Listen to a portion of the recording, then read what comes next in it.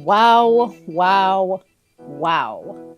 The Indiana Fever have traded Nalyssa Smith and got Sophie Cunningham in a three-way trade. And boy, do I want to talk about it.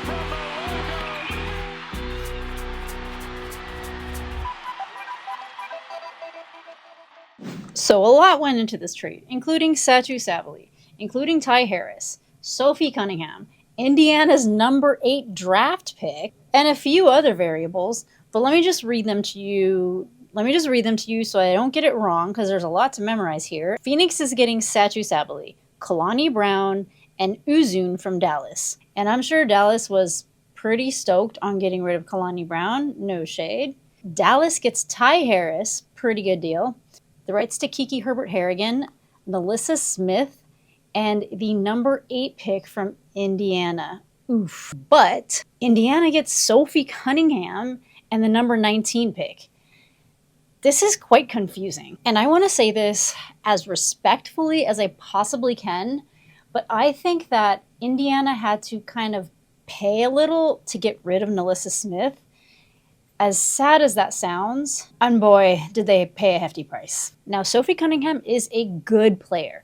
She can shoot the three. She can 3-and-D it. She's pretty good on defense. She's fast. I think the Fever are looking for like the fast pace. I think bringing Sophie over is definitely going to spread the floor a lot more with like Cunningham, Hull, Mitchell. I don't know what the teams are going to do. But what confused me a little bit about this trade is that I was fully expecting the Fever to go for some length and some power in another movement, because essentially you have Lexi Hull, you have Katie Lou, and now you have Sophie Cunningham all being able to play that same role. Like it's a bit redundant almost. And while yes, Nalyssa Smith was offloaded and Natasha Howard was also announced today that she was part of the Indiana Fever in that power forward position, which is much needed. I was fully anticipating Indiana going for the number 8 pick in the draft, somebody with length, somebody with a little power forward 3-4 positioning.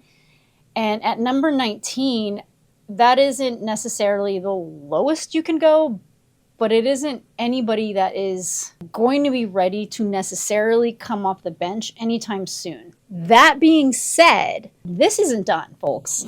Just taking a look at the cap space that the Phoenix Mercury had and taking a look at Sophie Cunningham's 2025 salary, she's at $100,000. Nalyssa Smith was at $90,000. I did this in my previous video, but I added up all the cap space and what the Indiana Fever had to play with, and they have currently $657.6K to play with. I added up Kelsey Mitchell. I took away $250, and you took away the $214K from Natasha Howard, and you take away $100K from Sophie Cunningham, you add back in the $90K from Nalyssa Smith, you get $183.6K. I hope I'm doing the math right. But then you have to factor in how much the rookie scale contract for the 19th pick is. So you subtract $69K from that, and you get $114.6 roughly K to play with, which is a pretty decent amount of money to go and grab somebody at a pretty average salary. But you have to think, is there anything worth getting rid of? Sadly, with Victoria Saxton not having really had enough time on the court to see what she is able to do, I do think that the Fever would be willing to waive her for her salary to up their cap space for a proven player with that 3-4 power forward positioning. So let's just add in 66.7K, and we are at 181K to shop around. And I keep saying this, but gosh, I hope that they go and grab Janelle Salon from Europe, because she is not playing in France. There is no overlapping of the schedules for her, and she would be a great power forward position. I mean, you know what? Maybe they're thinking somebody else, like an Emma Mesamum, because I don't see how it makes sense for the Fever to have Natasha Howard at 35 years old to be that power forward position without having any sort of a backup plan up their sleeve, because they have too much cap space and there is still time to make moves. And I don't know. I really think that this Indiana Fever front office, they aren't making decisions very lightly. And I do see potential for Sophie Cunningham on this Indiana Fever. I do wonder if she is taking Lexi's starting spot, and I do wonder if Katie Lou will get any minutes, because it has been quite pleasant to see Katie Lou kind of come back and unrivaled. But, you know, Sophie does have that wing spot covered, and she can sink a 3 there. And while Lexi was like on fire for the second part of last season, she has been a little streaky, and what I'm looking for in Lexi is consistency, and that comes with time because she is young. She's going into her 3rd year of the WNBA, and her ceiling in this like 3-and-D, like this wing spot up wing shooter position is pretty high. But Lexi does get into foul trouble a lot, so this is actually kind of also a good safety there. Do I see the Fever cutting Victoria Saxton though? Probably, because that would just maximize their cap space to go for another powerful move in this free agency season. And I gotta tell you, this free agency season has been anything but boring. But if you think this season isn't boring, just wait until next year when everybody except for Lexi Brown and Kalani Brown are going to be free agents and are going to be on the market. I think I might have to get some sort of like prescription for my anxiety for the middle of January to the middle of February. I'm totally kidding, but wow. A lot of people think that the Fever got fleeced in this. And I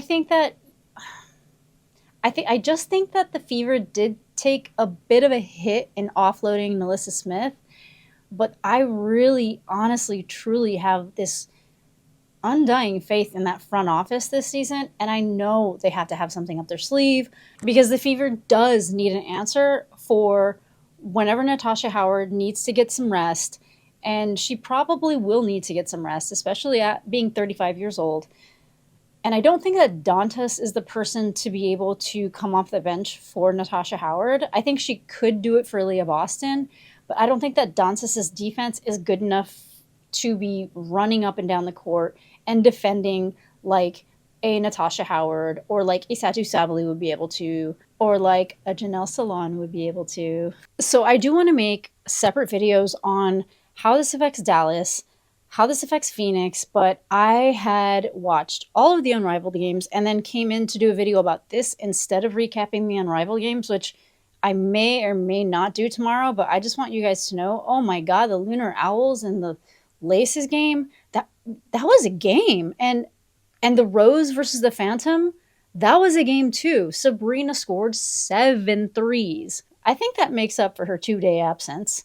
But after I heard this breaking news, I honestly could barely pay attention to the Unrivaled games. I was glued to my phone. I made a little short video about it, just being like, I could not believe I was blown away. And I do believe in Kurt Miller's building of teams, as he actually built the Connecticut team that went to the finals. So I think he's playing a game of chess too here. But the Fever's biggest need is that 3-4 position. And then after that, good shooting, because they have a lot of good shooting already. And in the draft, that doesn't really exist outside of the top draft picks.